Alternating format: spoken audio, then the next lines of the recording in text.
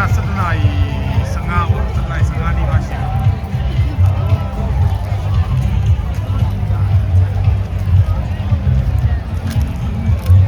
ဒါမနေ့ကရိုက်ထားတဲ့မနေ့